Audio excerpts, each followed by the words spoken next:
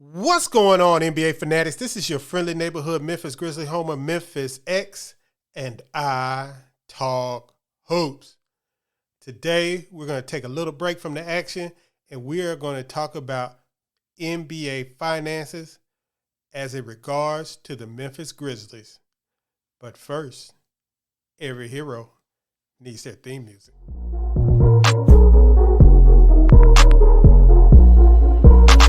KeyAno. Grizz gang, go hard. Baddest in the game, we be on one. I talk hoops, so secure. All up on the court, but we gon' score. Memphis bringing heat straight from Tennessee. Demo respect and let's go. What's up, Grizz fans? Like I said, this is your brother Memphis X, and I have almost 800 subscribers on my channel. And if you can, please subscribe so we can get to that 1,000 subscriber level before the season starts. Now let's get started. Robert Pera is one of the richest men in the world. And what inspired this video was I was listening to the Windhorse podcast, with the ESPN podcast that they do, I think twice a week. And they were talking about Steve Ballmer, the owner of the Los Angeles Clippers, and how he's just throwing caution to the wind and spending money out the yin yang. He just doesn't care. And it got me to thinking about one of my pet peeves for this offseason has been. But we're going to get to that later. First, we're going to talk about Robert Pera. Robert Pera, of course, is one of the richest owners in the NBA. Matter of fact, he is the fourth richest owner in the NBA. So when people start talking about Memphis and what they can and cannot do because of a small market, miss me with that. I ain't really trying to hear that, boy. You got money, you got that cake, you got that dough, spend that money. I don't want to hear no excuses. You bought the team, you knew the finances of the Memphis Grizzlies, you knew the market. Let's go. We got a championship level team, no excuses. So they came out on this article on fadeawayworld.net about the 30 owners and how they rank. And I'm just going to read what they wrote about Robert Pera.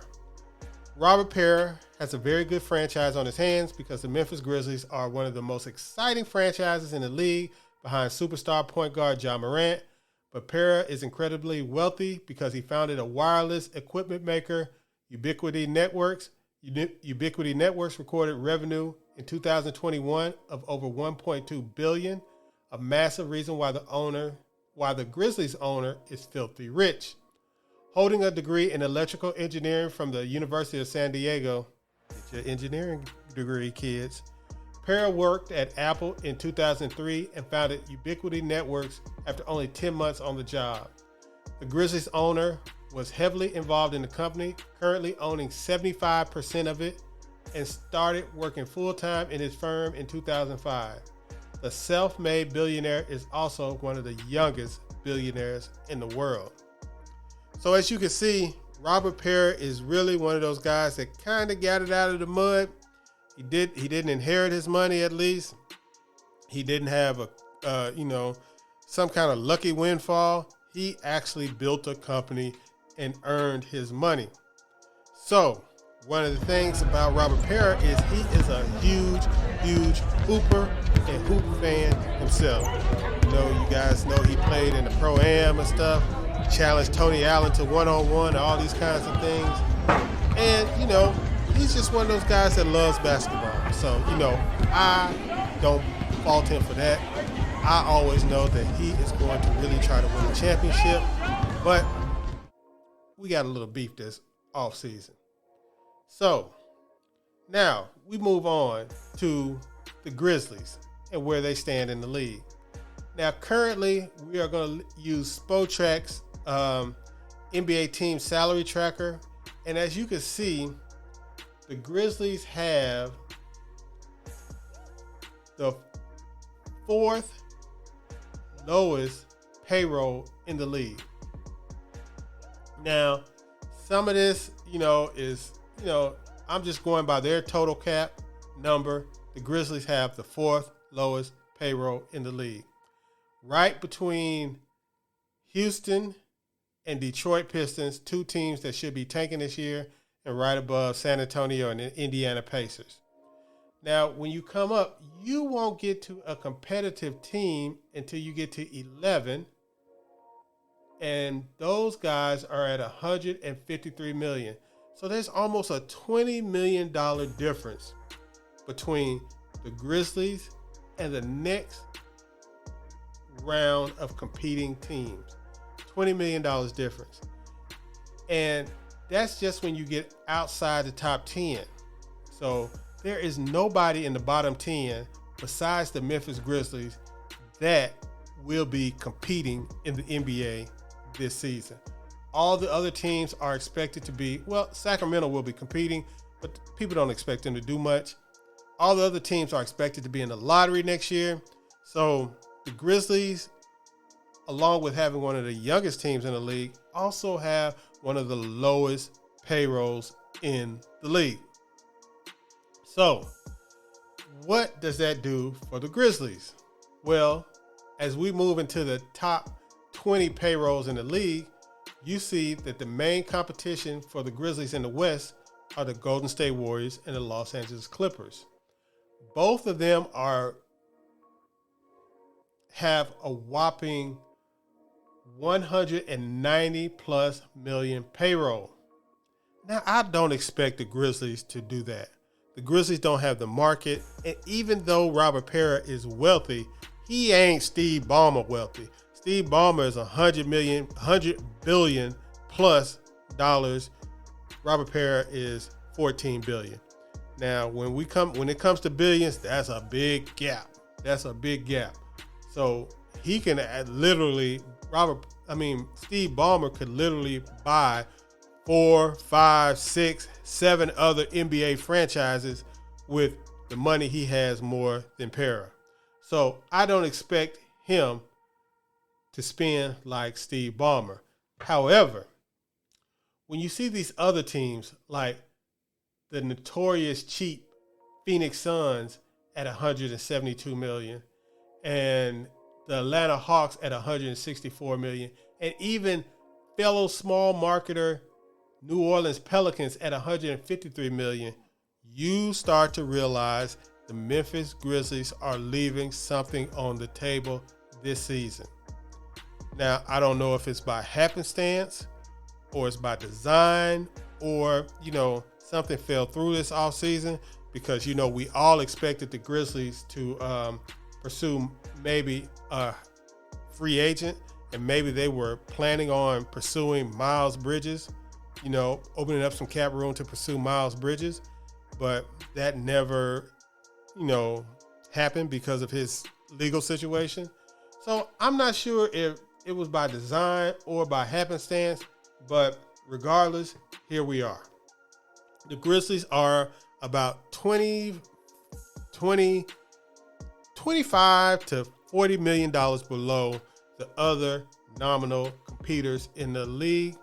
And that is the equivalent of a starter level player not being in your lineup.